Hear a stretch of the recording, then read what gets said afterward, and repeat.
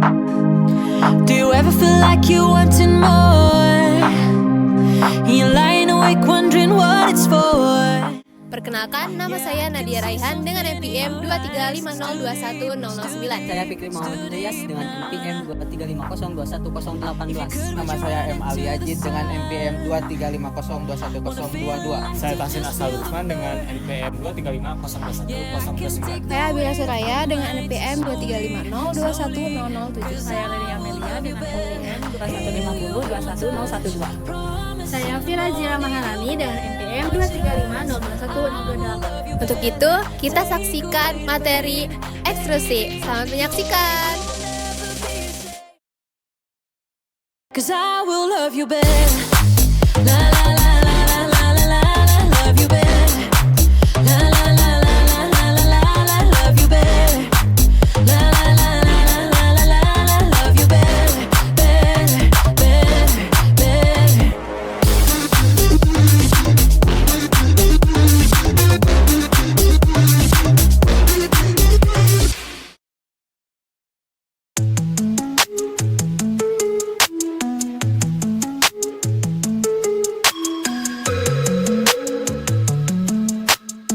Ekstrusi sendiri merupakan proses pengolahan yang memadukan tekstur tinggi, suhu tinggi, gaya geser, dan waktu pemanasan yang sangat singkat. Melalui proses ini, bahan pangan dapat diubah menjadi massa homogen dan kemudian dapat dibentuk sesuai desain dan cetakan. Proses ini sangat penting karena mampu menghasilkan tekstur unik, meningkatkan sifat fungsional baru, dan meningkatkan pencernaan nutrisi, dan kemungkinan menciptakan produk baru yang sebelumnya tidak pernah dibuat dengan metode konvensional.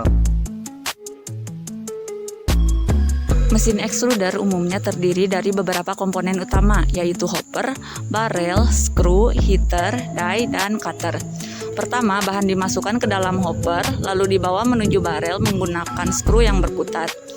Saat bergerak di sepanjang barel, bahan mengalami pencampuran, pemadatan, gesekan mekanis, dan pemanasan.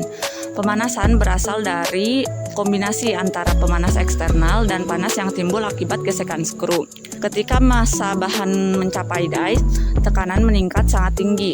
Begitu keluar dari die dan terkena tekanan atmosfer, terjadi expansion atau pengembangan struktur yang menciptakan rongga udara dan membuat produk menjadi renyah dan berpori. Setelah itu, cutter akan memotong produk sesuai dengan ukuran yang diinginkan.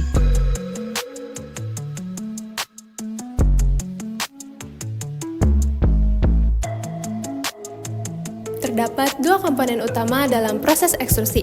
Yang pertama ada ekstrusi dingin dan yang kedua ada ekstrusi panas. Nah, untuk yang pertama, ekstrusi dingin ini dilakukan dengan suhu 60 derajat Celcius.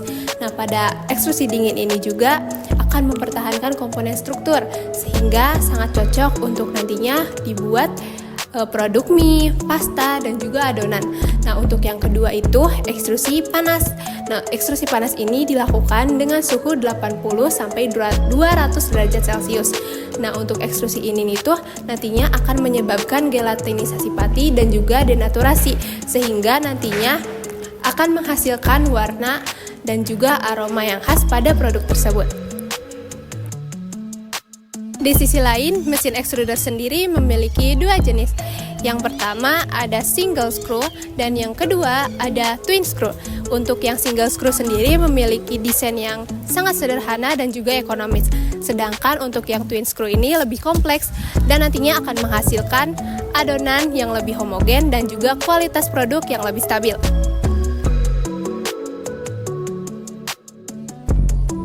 Saat ekstruksi berlangsung, bahan pangan mengalami berbagai perubahan untuk menentukan karakter akhir produk.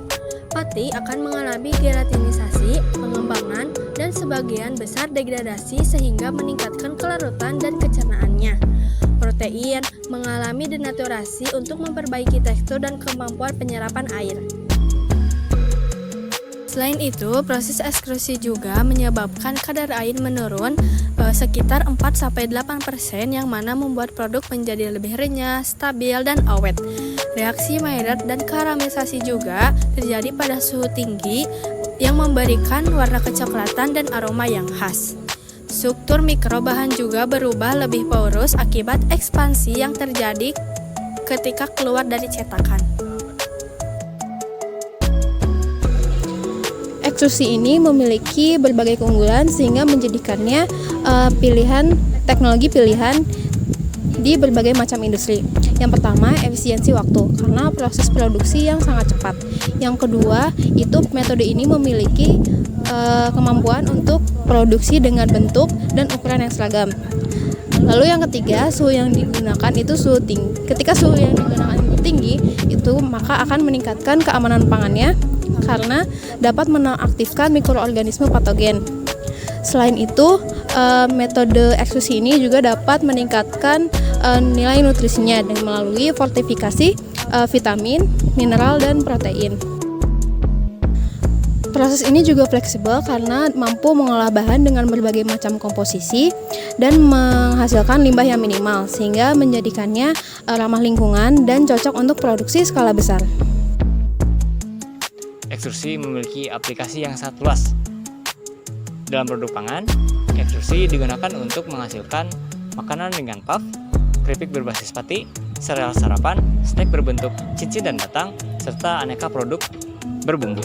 Ekstrusi menghasilkan tekstur vegetable protein atau protein nabati bertekstur sebagai alternatif daging. Selain itu, banyak produk instan seperti mie, tepung, dan bubur bayi yang dibuat melalui proses ekstrusi. Selain pangan, ekstrusi juga digunakan sebagai pakan ternak dan pakan ikan karena menghasilkan pelet yang stabil, tidak mudah hancur, dan juga memiliki daya cerna yang cukup tinggi. Secara keseluruhan, ekstrusi merupakan teknologi penting yang menggabungkan antara suhu, tekanan, dan gaya mekanis untuk mengubah produk bahan mentah menjadi produk yang bernilai tinggi.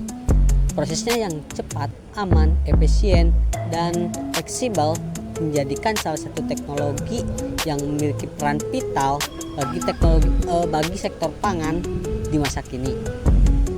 Dengan memahami prinsip kerja extruder, jenis proses, dan perubahan selama proses pengolahannya serta proses pengaplikasiannya, kita dapat melihat dan memahami bagaimana teknologi ini mampu berkontribusi besar bagi sektor inovasi pangan.